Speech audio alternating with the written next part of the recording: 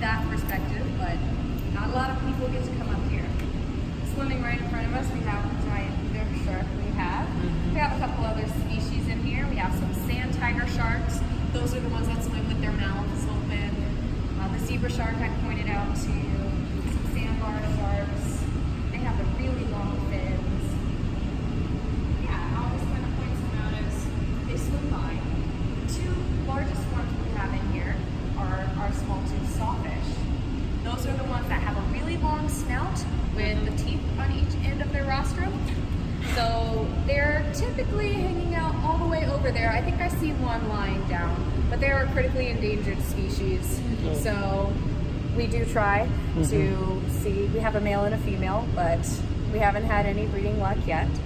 So there are signs that say, if you ever see any out in the wild, you can call this number and report them, just so we have some accurate numbers on how many are actually left. Yeah. So if you all want to walk down a little bit further.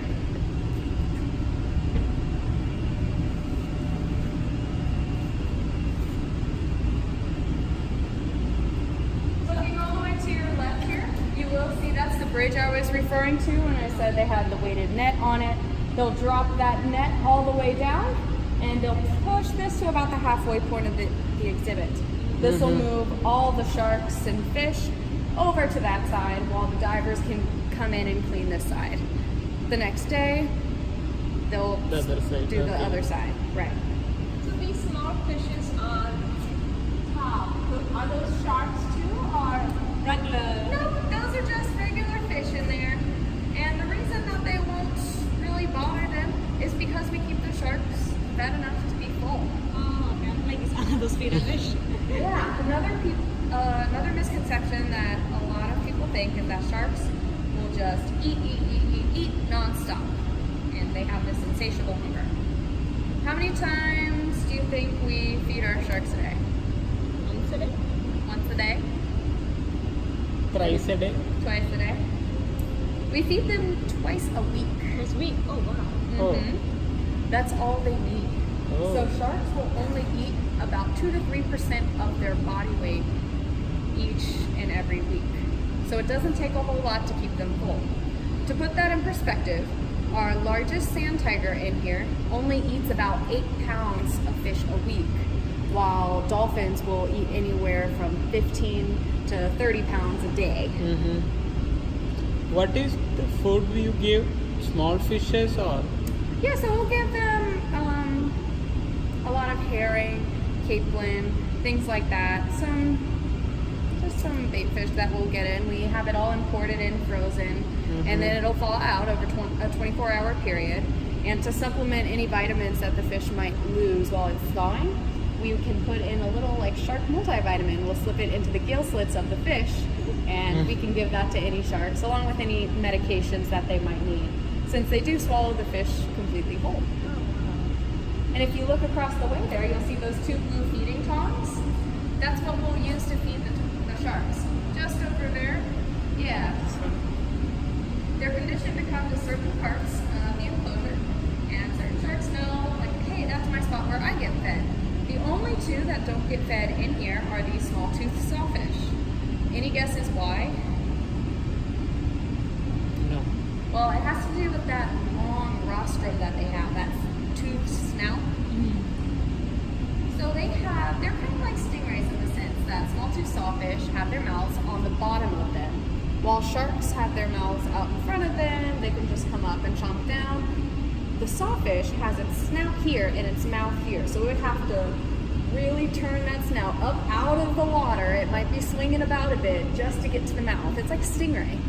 So what we have to do is put their food at the bottom of the pool and watch them swim over it, so we know that they've eaten. At that time to feed, we'll put them in that little med pool we have down and around the corner. I'll show you guys that in a couple minutes too. The small tooth sawfish will also go in there if we need to do any maintenance in here or cleaning. We can just put them in there because we don't want them to swim by and accidentally get caught on the net and cause them any sort of distress. That shark cage in the center is what we will use to have our summer camps in. We will put some of our summer campers in there to get the opportunity to kind of Oh, go snorkel. down. Oh. Yeah. It's not where sharks go for timeout. The summer campers that we have here at SeaWorld will get the opportunity to go into the cage and snorkel in the cage through the shark exhibit. And they'll do that would with be one too of the scary. It's pretty exciting. There's some glass in between places where anyone could possibly stick their hands through. So I've done it myself. It's a great experience. And they'll load them over in the med pool. They don't just hop right in. It's about 3 feet of water in there. They can just walk in and they go in with the camp counselor. And they're about 2 people at a time. And they can snorkel while the cage, it moves to about the halfway point, and then it slowly moves back. And you get to see the sharks. And that's pretty cool. How long do they live for? Like, what's the life expectancy of sharks? So each species is a little bit different, but the ones, average lifespan out in the wild will typically be anywhere from 15 to 20 years on average. Obviously those numbers can be a lot higher, and it really depends on the shark as well. Shark finning industry has taken a huge toll on shark numbers, though. We lose almost 100 million a year just due to shark finning. Do you guys know about shark fin soup? No. So that's why a lot of people will harvest sharks. They will haul them up on the boats and cut off all of their fins and then throw just the shark without any of its fins back out into the ocean to die.